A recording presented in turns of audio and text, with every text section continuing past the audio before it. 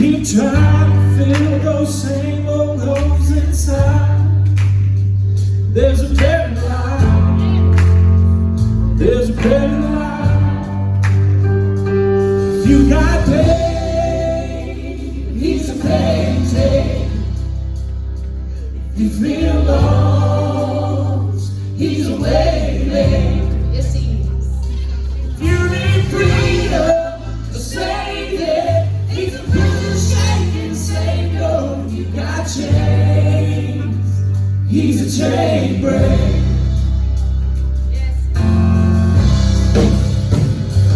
We've all searched for a cloud of day, dead of night.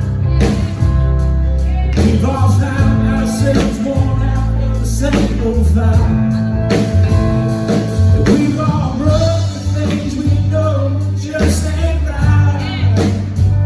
There's a better life. There's a better life. You got pain, he's a payday. You feel lost, he's a waymaker. If you need freedom, save it. He's a prison shaking Savior. You got chains, he's a chain breaker.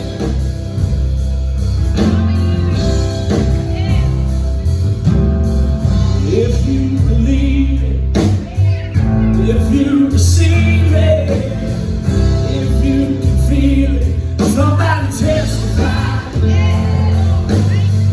If you believe it, if you receive it, if you can feel it, somebody testify.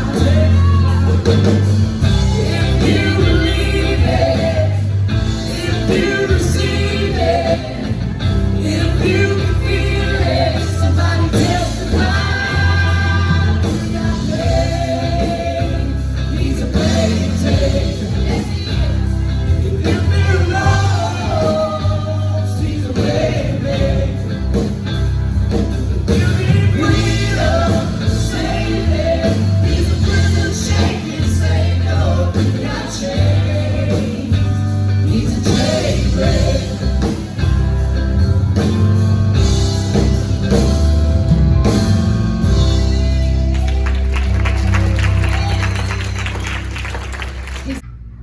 As I was studying and preparing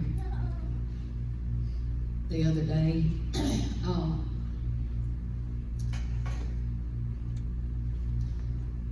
I surrendered to the ministry in 2009.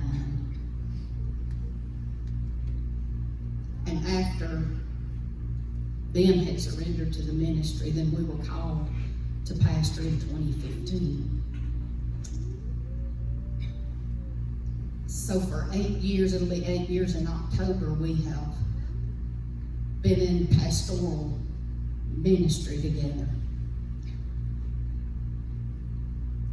There has never been a time that I have had the Lord to say to me what he said to me.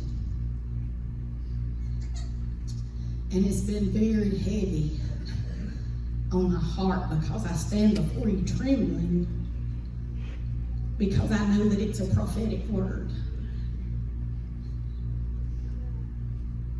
And I have asked the Lord for days, and I've asked those in my family to pray for me, to help me,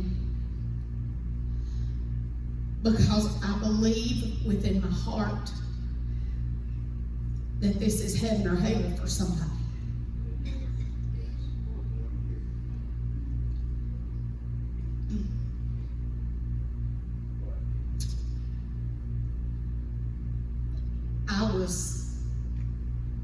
Had my Bible open, I was praying about what we need, and the Lord spoke these words to me.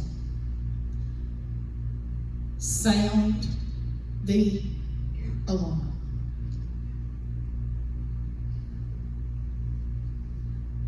And when he spoke those words, it just washed over me. And I began to cry, and I cried, and I cried, and cried, and I felt like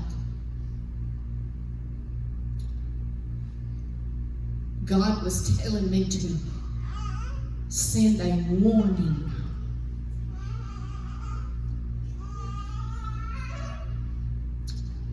To sound the alarm. Let's go to Ezekiel, the 3rd chapter, and the 16th verse. Help me, Jesus. Ezekiel 3 and 16. And it came to pass at the end of 7 days that the word of the Lord came unto me, saying, Son of man, I have made thee a watchman unto the house of Israel. Therefore hear the word at my mouth, and give them warning from me. When I say unto the wicked, thou shalt surely die, and thou givest him not warning, nor speakest to warn the wicked from his wicked way to save his life, the same wicked man shall die in his iniquity, but his blood will I require at thine hand. Yet if thou warn the wicked, and he turn not from his wickedness, nor from his wicked way, he shall die in his iniquity, but thou hast delivered thy soul.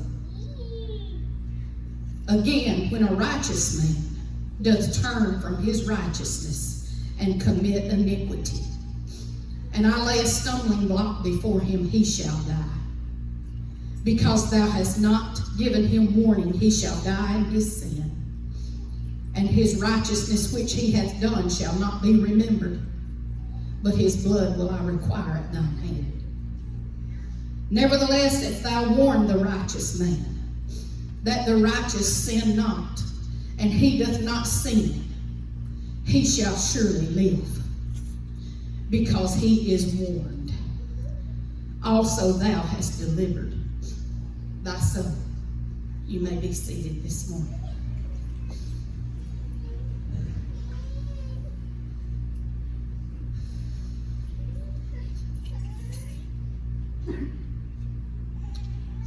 An alarm. All alarms are time sensitive.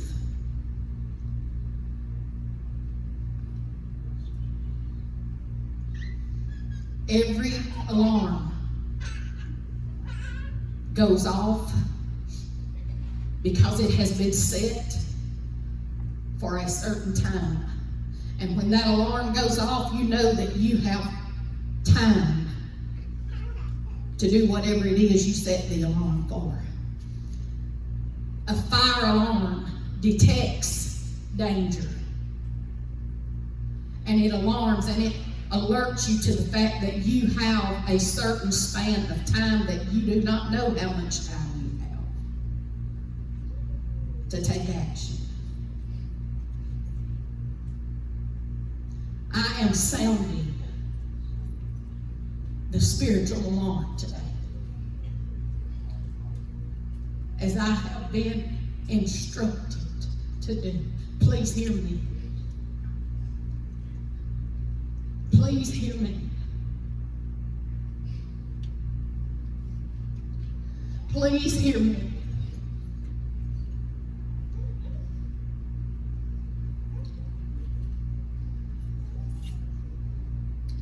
I do not take this lightly. God help me to deliver this message.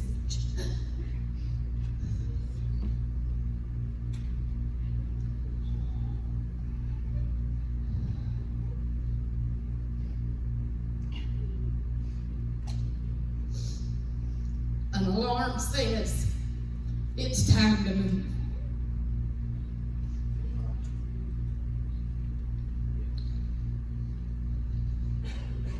I'm going to take you to a scripture.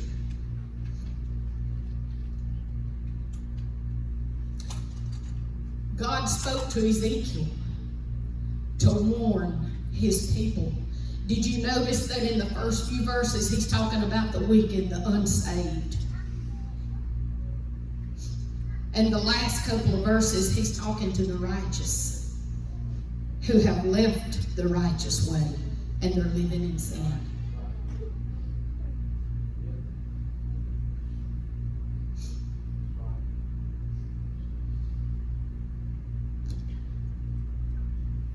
I hope you understand. I hope you understand today. Romans 13:8. I said, I hope you understand. No, I know you understand. Because when God spoke this to me, I felt such a heaviness on me, and I began to cry, and I asked the Lord, I said, God, how is it even humanly possible to make somebody, how do I even deliver, how do I even make somebody understand the gravity? How? And I had a vision standing here, and it started in this corner, and it went all the way across, all the way over. It was like a scan. And he said, I will open their understanding. There's no excuse in this place today for not understanding, because God has opened your understanding to this message. In Jesus' name. There's scripture where God is talking to Ezekiel, and he said, you do it whether they hear or whether they don't hear. You deliver the message. And the wording in the King James is whether they hear or they forbear. That just means decide to hear it and say, I got time. I'm young. I got time. Hear me. If you're sitting in this place today, God knew you'd be here.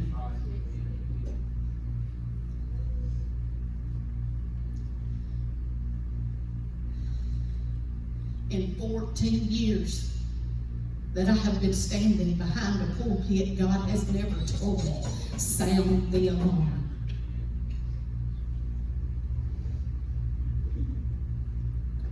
Romans 13:8. Jesus. If you came today to get a feel-good running, shouting, jumping, you can run, shout, and jump because you're saved. Amen. If this doesn't apply to you, you pray for who it does apply to. Hallelujah. Pray now in Jesus' name. Hallelujah. Romans 13:8.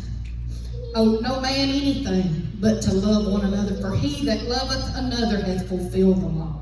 For this, thou shalt not commit adultery, thou shalt not kill, thou shalt not steal, thou shalt not bear false witness, thou shalt not covet. And if there be any other commandment, it is briefly comprehended in this saying, namely, thou shalt love thy neighbor as thyself. Love works no ill toward his neighbor. Therefore, love is the fulfilling of the law. And that, right here it is. And knowing that, knowing the time, that it is now high time to awake out of sleep. For now, somebody say now. Now is our salvation nearer than when we believed. The coming of the Lord Jesus Christ is nearer than when we first believed. The night is far spent. The day is at hand. Let us therefore cast off the works of darkness, and let us put on the armor of light. Let us walk honestly as in the day, not in rioting and drunkenness, not in chambering and wantonness, not in strife and envy, but put ye on the Lord Jesus Christ, and make not provision for the flesh to fulfill the lust thereof. The night is far spent.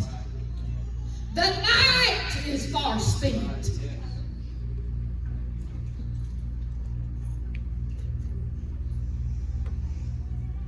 And you say, well, he could wait another 100 years to come. He sure could, but you could go now.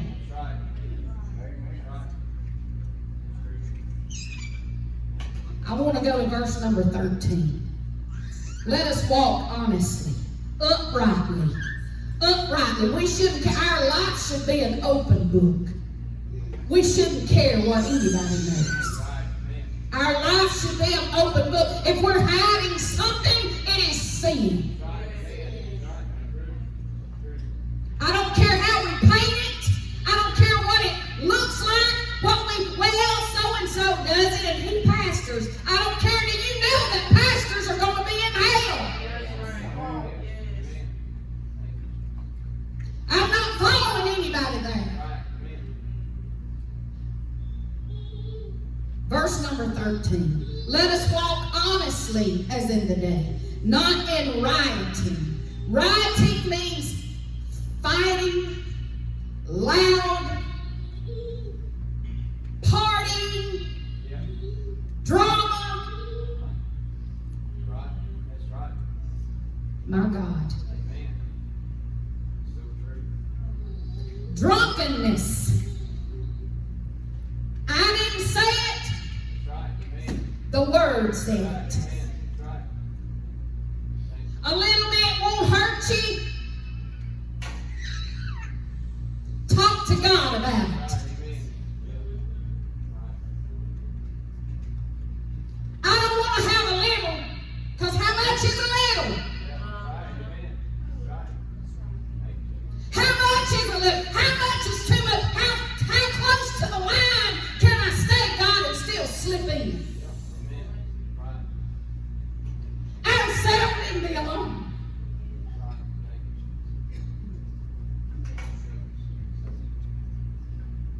Drunkenness is a growing problem of being intoxicated. In case you don't know what it is. I don't care if it's not but once every 3 months. I don't care if it's once every 6 months.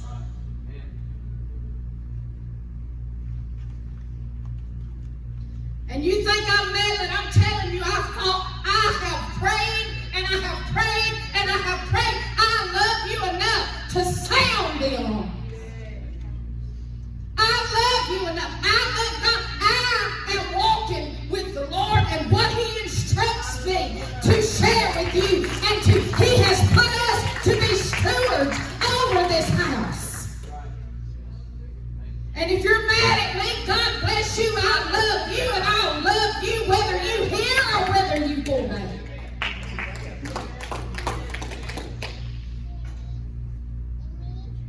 Hear me today. Hear me today. Chambering.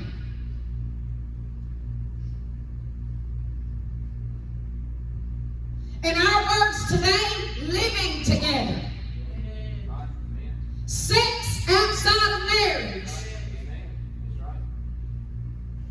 Fornication. Adultery and prostitution. Sexual immorality. Sexual immorality. There could be a list from here to New York City to cover everything under that.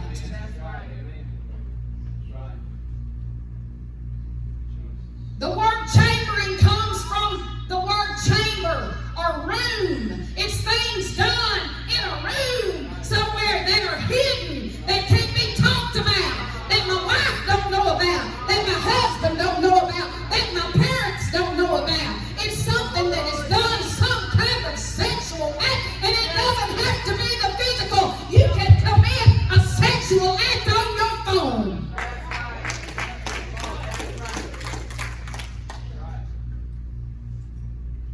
Hallelujah, somebody. Wantonness means unbridled lust, shamelessness, lewd and indecent behavior, unbridled lust, repeating something and you say every time you do it that you're never going to do it again, and you find yourself right back there. Do you know you can lust? I can lust after a car. I can lust after somebody's house. It's not just a sexual lust. Amen? I can lust. It is wanting something so bad that I'm willing to sin to get it.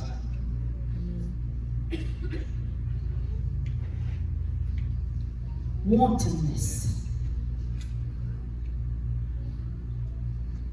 This word is powerful. And it's sharper than a two-edged sword. We can pick out the shouting spots. We can pick out all of the spots where he says, I will cover you with my feathers. I will protect you. I will uphold you with the right hand of my righteousness. I will never leave you. I will never forsake you. And all of these things are true. But all of those things have to do with God's character. We're addressing our character right now. Our character. The word says the night is far spent. In verse 11 says, and that knowing the time, that now it is high time to awake out of our sleep. Ephesians 6 and 11. Everybody knows this scripture.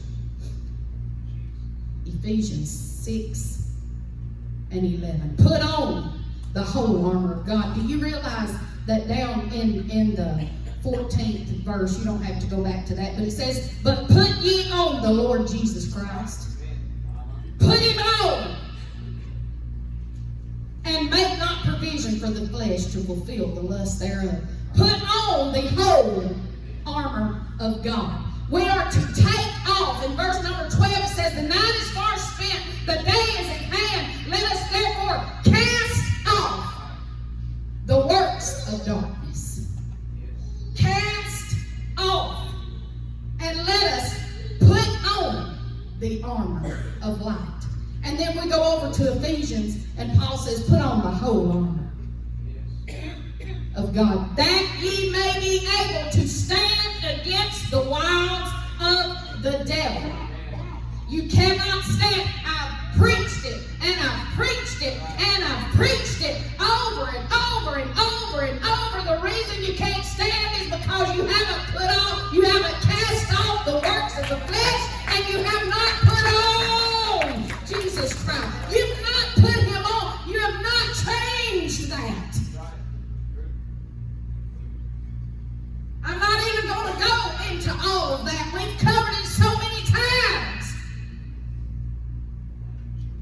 Cast off the works of darkness and put on the whole armor. Verse number 13. Wherefore take unto you the whole armor of God, that ye may be able to withstand in the evil day, and having done all, let him find you standing. Let him find you standing. Say it with me. He's going to find me standing. He's going to find me standing. Come on, if you mean it, say it. He's going to find me standing. He's going to find me standing, because he just told me in his word, it's up to me. His work's done.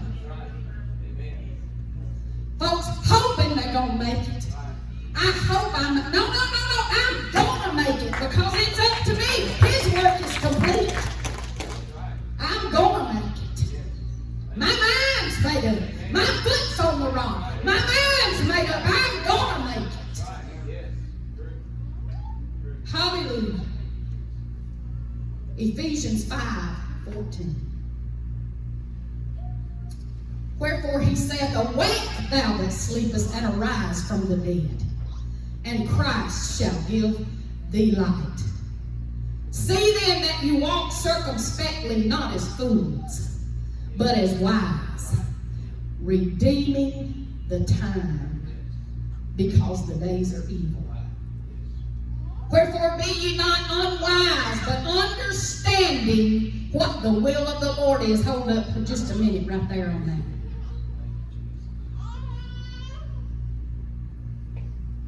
Be not unwise, but understanding. God said He would open your understanding in this room today.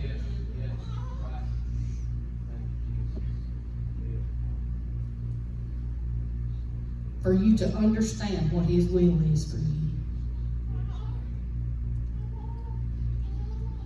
And be not drunk with wine, wherein is excess, but be filled with the Spirit. Hang out right there just a minute.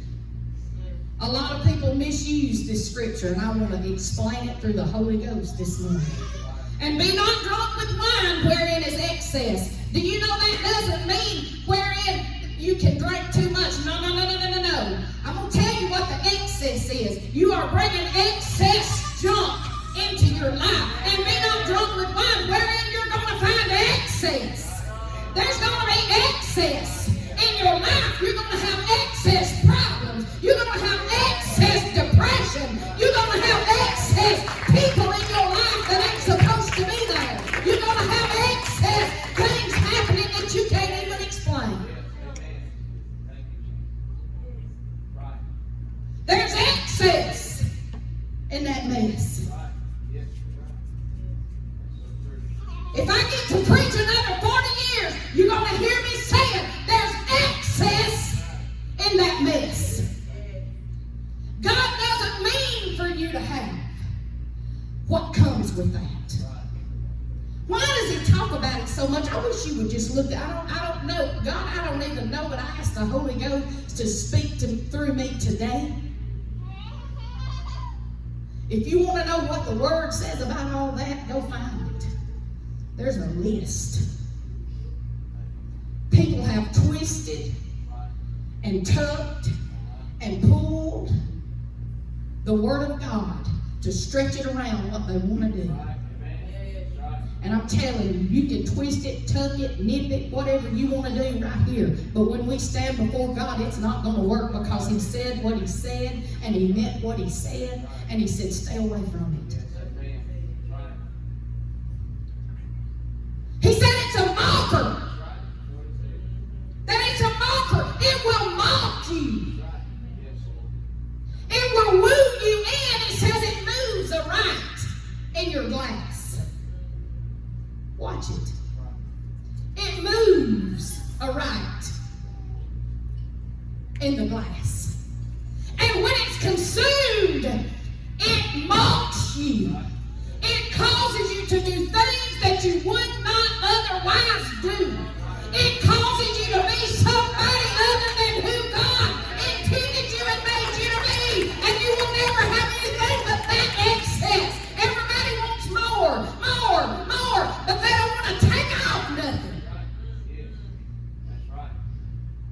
You're going to keep starting over and starting over and starting over and starting over and going around and around and around and around. You can hear me or you can forbear this morning.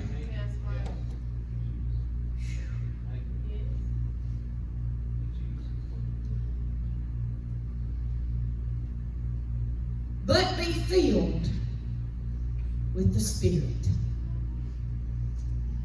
Speaking to yourselves in psalms and hymns. He said, I know it ain't going to be easy, because sometimes you might talk to yourself.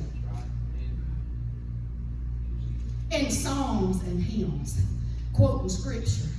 When I'm wanting to do something I know I shouldn't have been quoting scripture.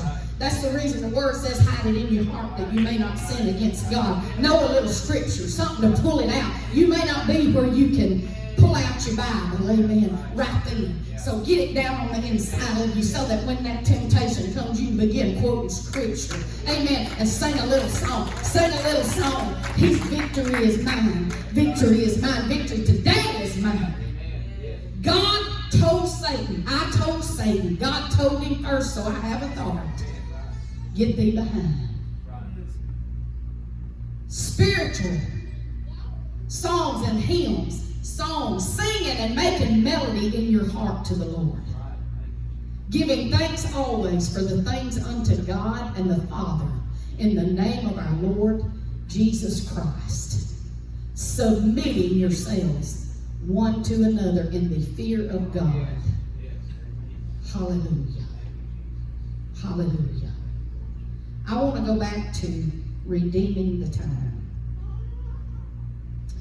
I want to go back to that. When you redeem something, he tells us to redeem the time. Redeem the time.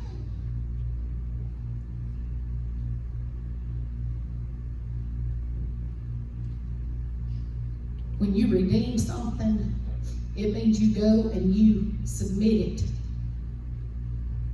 to redeem the value of that thing. The Word of God calls us the redeemed because Jesus paid a price for us and He redeemed us. He paid the price and He redeemed us to Himself. If I have a gift card, a Walmart gift card, I can't go to Kroger and redeem it.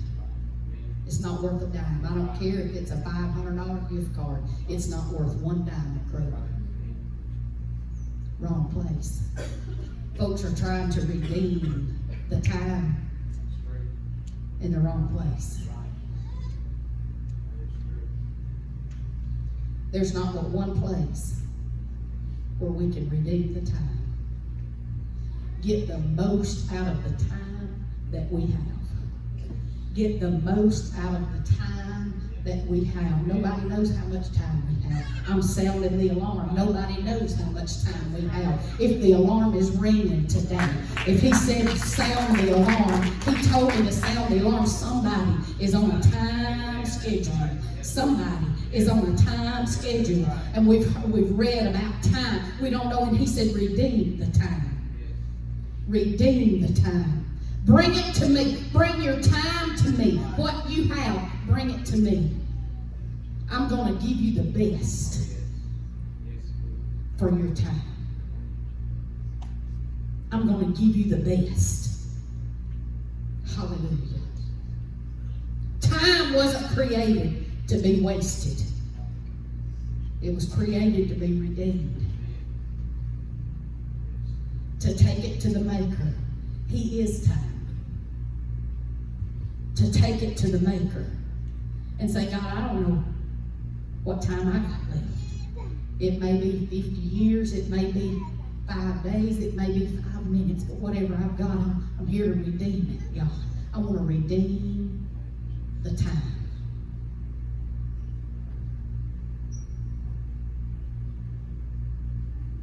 The spirit of apathy has set in our churches today. It has set in. And I believe with all my heart that God is sounding the alarm. That it is high time. Time and high time to awake out of our sleep. Apathy means a lack of interest, concern, or enthusiasm.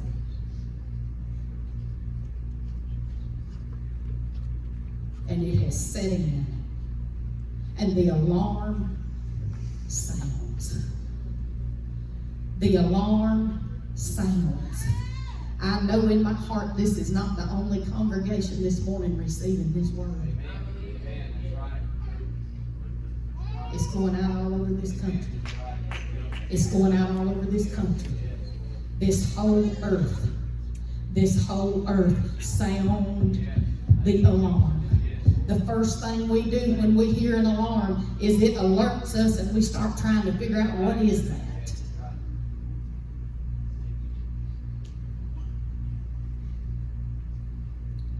Whether you heed the warning or choose to ignore it. The word says your blood's not on my hands.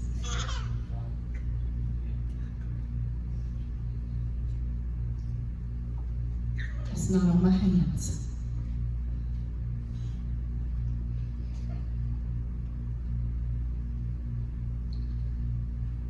I have sounded the alarm today. I have given a warning.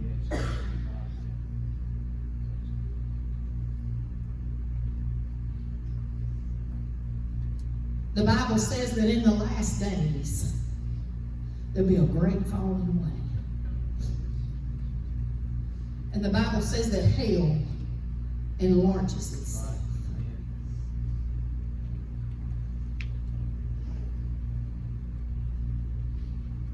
Can you imagine?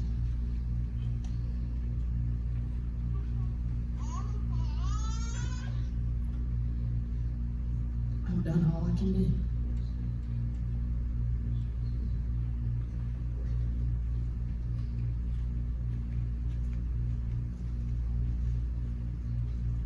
I want to ask everyone,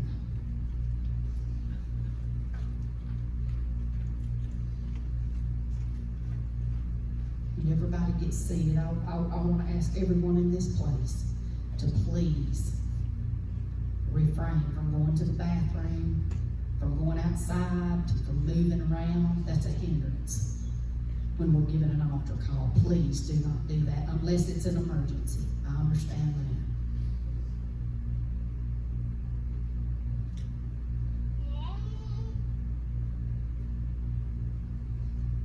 I feel a relief.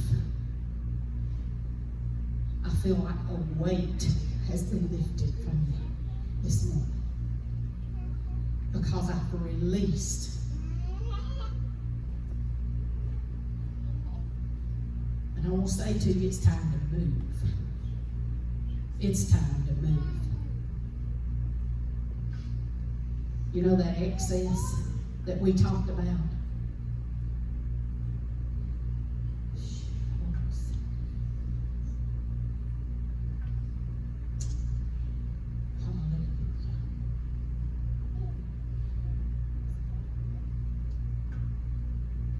Stand this way.